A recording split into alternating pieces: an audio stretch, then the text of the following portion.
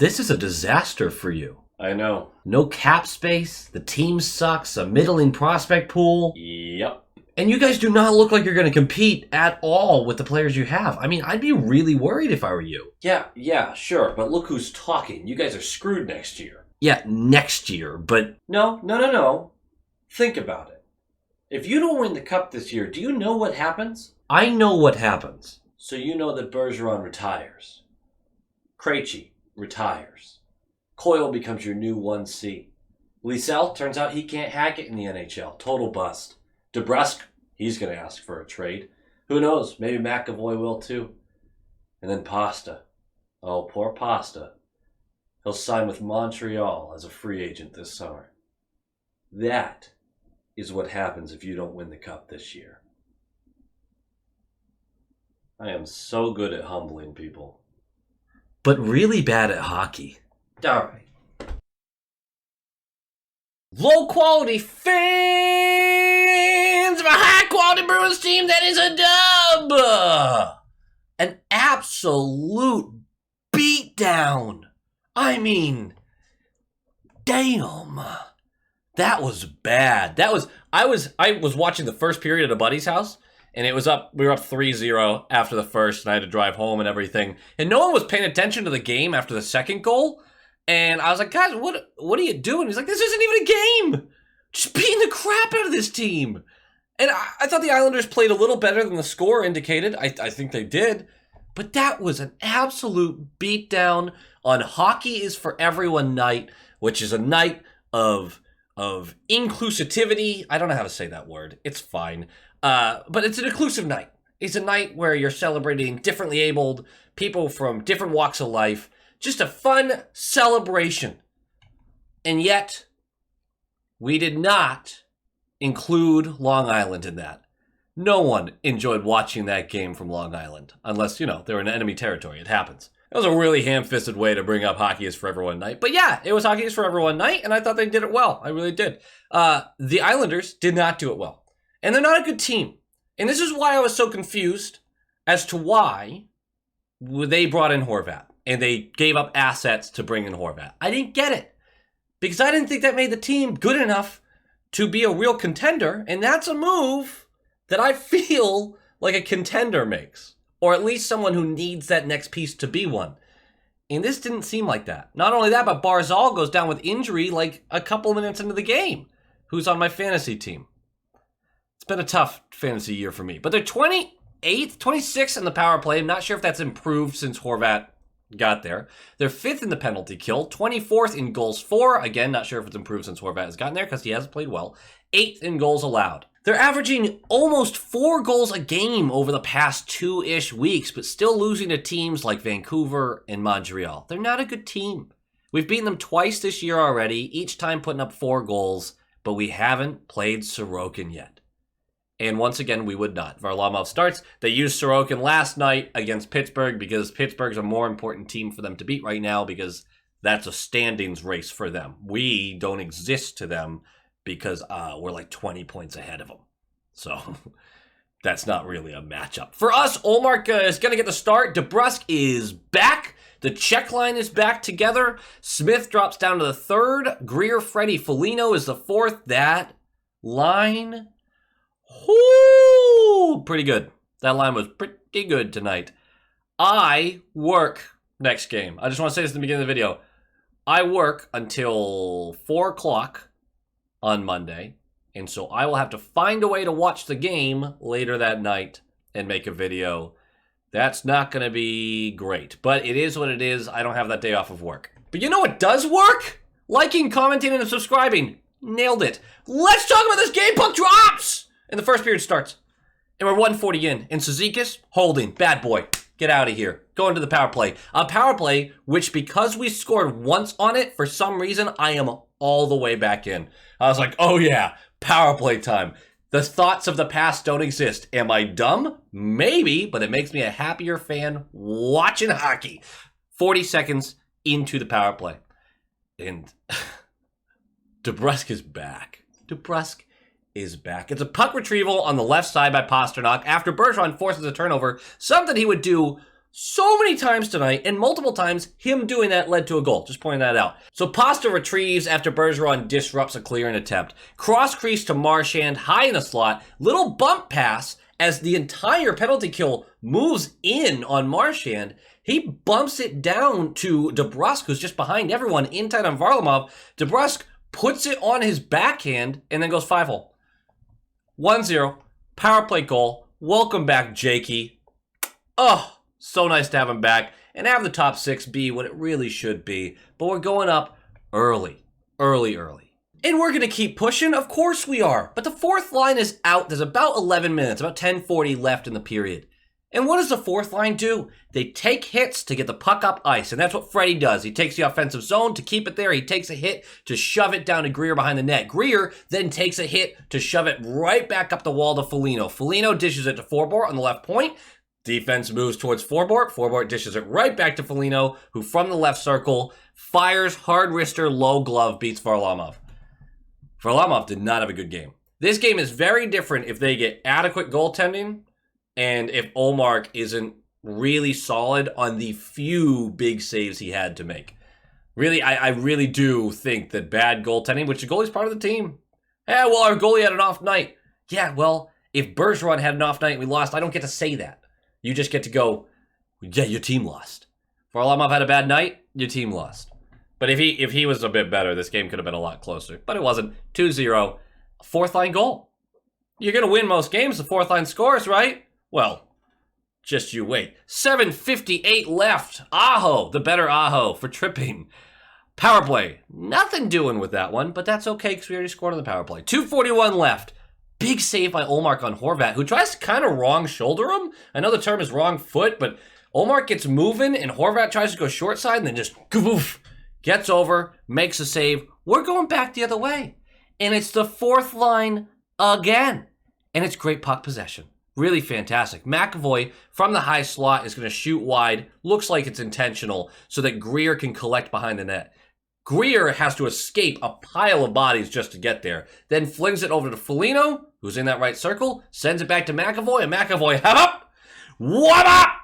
And that's top glove. But I thought this was a McAvoy goal. And even if it was, I would have considered this a fourth line goal because it's the fourth line on the ice, and they very much impacted this goal. But Freddie is in the slot, taking the hits to be in a dangerous area, gets the tip, and his top glove beautifully. And that's 3-0 with 2 goals to the fourth line. If you get 2 goals from your fourth line, you shouldn't lose that game. I don't know why that sounded so angry, because I'm guessing you know by now that we didn't lose this game. First period was dominant. Second period, less dominant, but not so much on the score sheet. Still dominant on the score sheet. This was a lot more even of a period, in my opinion. But 2:12 in, Forbort for hooking, go to the penalty kill. It's a great kill. It's a really good kill. Islanders are just not scary in the offensive zone. They're just not. They're not. But there are yikes moments. 6:46 in, Lee takes the offensive zone. It's like a 3-on-3. I don't even understand how this happens.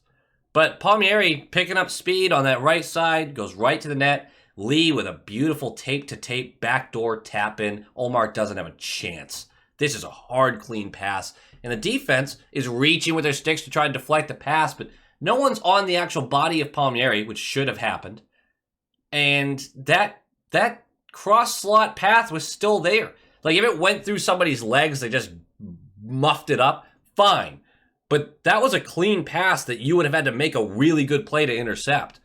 You got to be more aware of where people are, especially on a 3-on-3. You can't just let them get behind you like that. That was ridiculous. But it's 3-1. No one feels any pressure. It's 3-1. 12:18 left. Foligno taken down by Cizikas, hooking to the power play. Off the face-off. Marchand high sticks somebody. I don't even remember who it was. Basically, he's in a tussle off the face-off. He falls down. Marchand's stick, he turns around, and Marchand's stick catches the guy right in the friggin' face.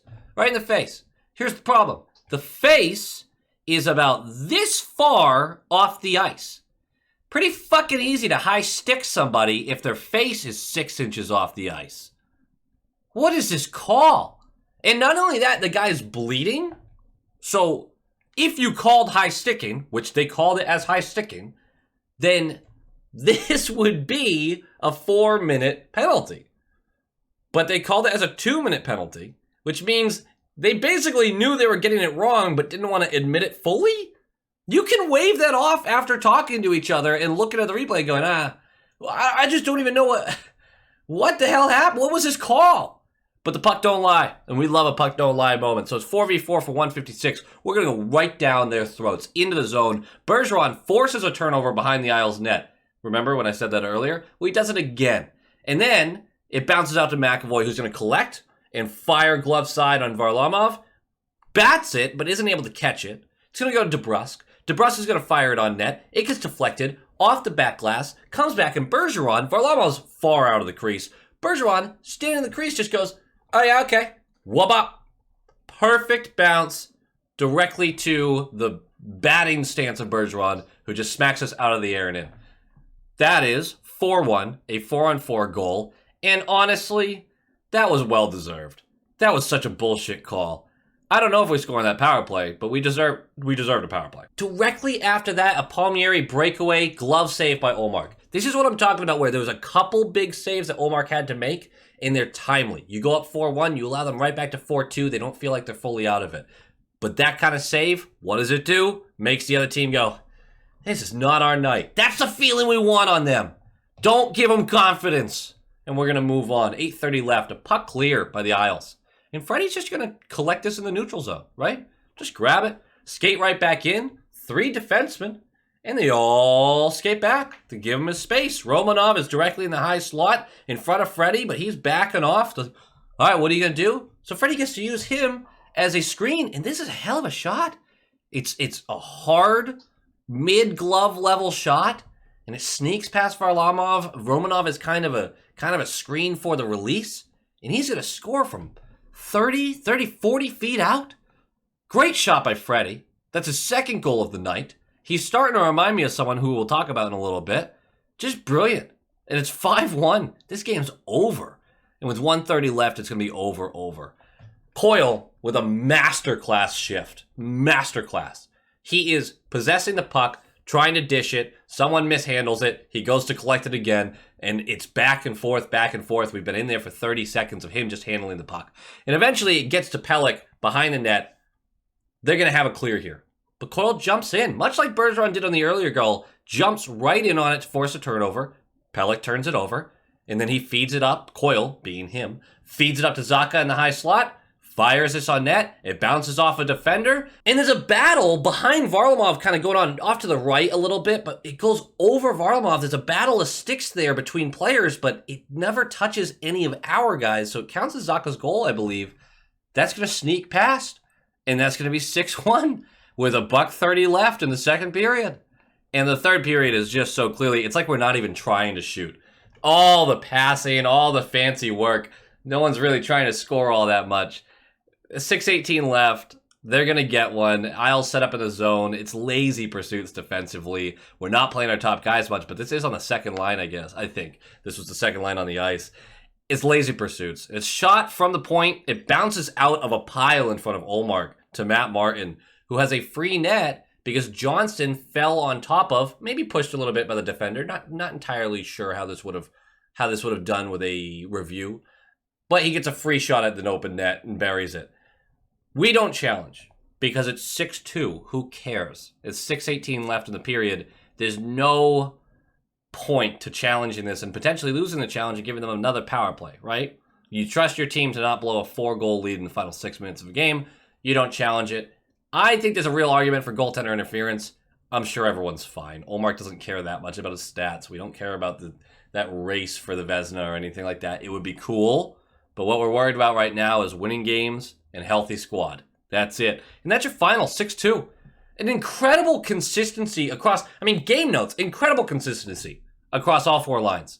Everyone was just doing their job. And the third period was a bit of a mess. It was. Everyone was overpassing, trying to get fancy. Who cares?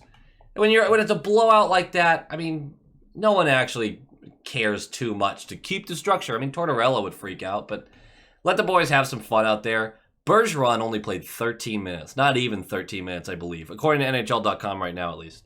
So that's how you manage top guys' ice time. I don't think Marchand hit 16 minutes. I don't think DeBrusque hit 16 minutes. You got to manage those top guys' time. I think the second line played a little more than that, but I'd have to go back and check. But the fourth and third line got a lot of playing time because we already had such a big lead. We talk about management of health. There's no reason to play your top guys in blowouts like this. This is the NBA right now. We have, another note, a plus 90 goal differential. The Panthers last year, with their 120-point season, had a plus 94 goal differential. So, and I know a lot of you go, well, they got swept out of the second round by Tampa. Sure, we are not the Panthers of 2022 and now 2023. That's not how this works, because defensively, we are so much better. Did anyone ever talk about Bobrovsky or Knight being a Vezina caliber goalie at that year, at least? I think it's very different. And I love to see we're rolling four lines. The biggest thing I'm taking away from this game is Trent Frederic is reminding me of prime Coyle right now. The scoring's not up like that yet, but he's on the fourth line. And he's driving that line into offensive success at times. I mean, that's not what the fourth line is for, but we'll absolutely take it. 3 goals from the fourth line tonight. You take that all day. You don't lose a game if you had 3 goals from your fourth line, unless something really weird happened. Freddie's reminding me of prime Coyle, and that's a huge compliment. And that's a guy that, if he continues this season, on the fourth line, he's not getting much help from his teammates. I mean, his teammates have been good, but he's been the driving force of that line. You want to re-sign him. I don't mean big money. I don't mean Coyle money. We already look at Coyle's contract now and be like, I don't want to do that again. I think Coyle's worth it right now, but it's a high contract. It's a high cap hit for him. Freddie is a guy you're keeping around, and you don't want to move him at the trade deadline if he's giving you that kind of scoring from the bottom 6, and he's just getting better. We found a guy who can drive a line, and the possibility of him being a real good 3C someday is looking like it's on the horizon, which is something that's crazy for me to say 5 months after I said trade him. I don't care. Get him off the team. So that's a bad call by me, because right now Freddie is impressing the hell out of me. You know who else is impressing the hell out of me? The Bruins. Go Bees!